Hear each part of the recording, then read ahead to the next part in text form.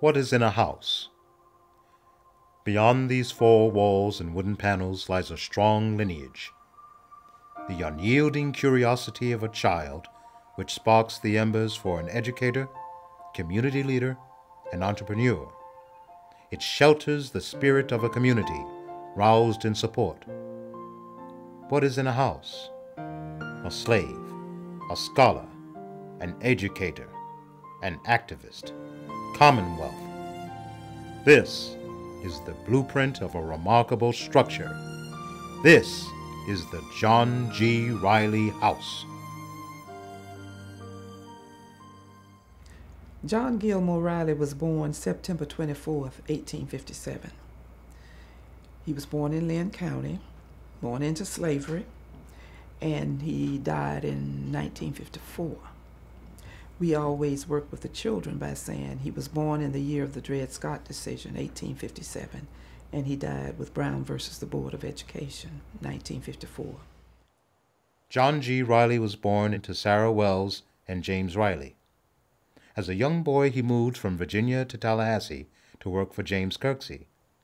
He and his family looked after Kirksey's house and field until being freed by the proclamation in 1865. Through the instruction of his aunt, he began reading and writing. These daily lessons would be the foundation for one of Tallahassee's greatest educators. Mr. Riley became a teacher, I believe first in Wakulla County, and then he eventually started teaching at Lincoln Academy. And after teaching there for some years, he did such an outstanding job, he was promoted to the role of principal, and he served in that role for at least 25 years. Lincoln was an all-black school, and it provided an alternative for African Americans who could not attend other schools in Leon County at the time. He was serious about African American children learning and rising up to the challenges that faced them. Riley felt acquisition of property was critical to well-being and advancement. At the turn of the century, John began investing his money into property. He owned over 150 pieces of real estate, most of which made up the historic Smokey Hollow. Riley began renting homes to underprivileged families. He was well respected as a philanthropist, fully vested in the community. Smokey Hollow was a joyous place for me as I grew up. I remember the old citizens of that area and what an impression they made on my life and the life of my family. I start with the John Riley place, which was always a joyful day when we had a chance to go visit in his house, which still sits, I think, in the same area. When I was growing up, it seemed as if most of Tallahassee was black people. I mean, FSU was surrounded, they were on the hill, and surrounding them, there was a graveyard on one side, and then as you come down where their parking garage is now, black people. South side, if you went as far as, not as far as St. Augustine Street, maybe Lafayette Street, black people. Of course, the black people were down, most times down in the bottom. That was a typical thing. You know, black people didn't usually get up on the hill. But so much that we see now that makes up the city and what they consider the promotional parts of it were at one time occupied by the black population. Riley died in 1954 on the fringes of the Civil Rights Movement. His acts of philanthropy and sense of community reflected the values that helped secure rights for many African Americans today. In the 1970s, residents were saddened as their enclave was absorbed by the expansion of government buildings. The once bustling street filled with black homeowners soon languished into a sparsely populated neighborhood. The families had to leave. With eminent domain, they sent them papers. This area is being, whatever they would call it back then, rezoned or whatever name they gave it. And the families were told that you have so much time to relocate, find somewhere else to live. Some people who owned went on and sold their places. Even today, some of those families would say that they didn't really get the true value of the homes, but they did. They had to leave.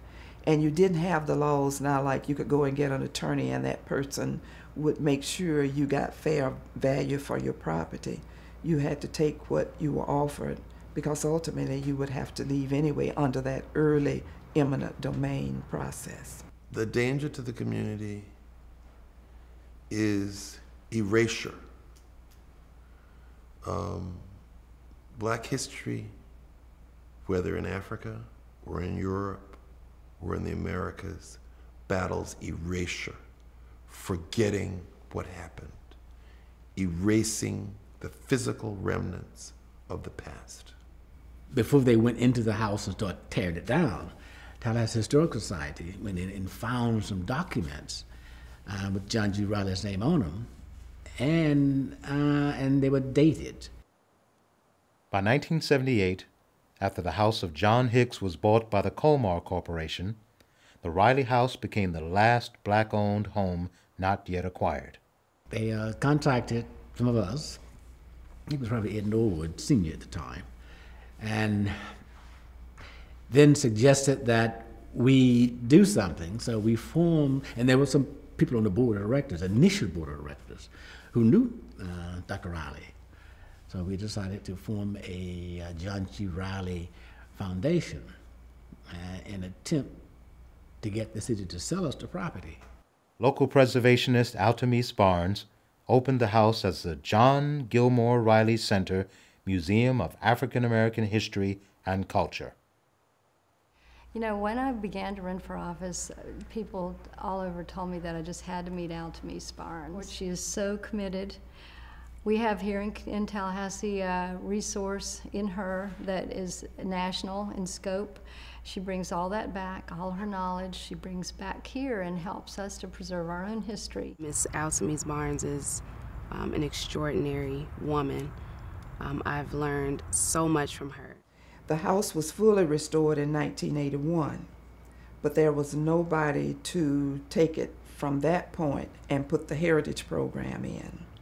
By 1995, December, I retired from state government, knowing what that original group had wanted, but most of them had passed on by then or were in too ill of health to do the second thing.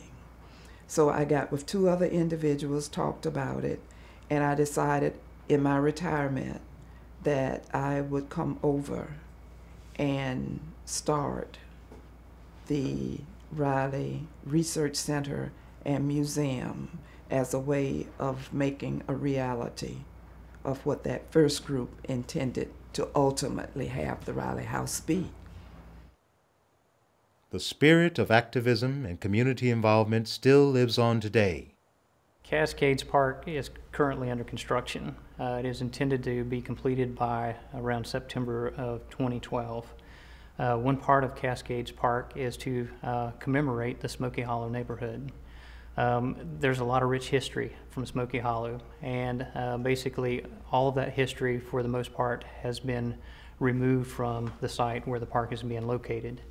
So what we're doing is gathering a group of citizens from the community who have knowledge of the Smoky Hollow neighborhood and trying to put together a plan on how we commemorate that in the park itself. Now that we know about the Riley House, now that we know the story of the man who was responsible, along with his wife, for this house existing, once you know the story, there's an obligation for everybody in Tallahassee, Lynn County especially, to make sure that this legacy lives on. What is in a house? The legacy of a man who gave himself to his community.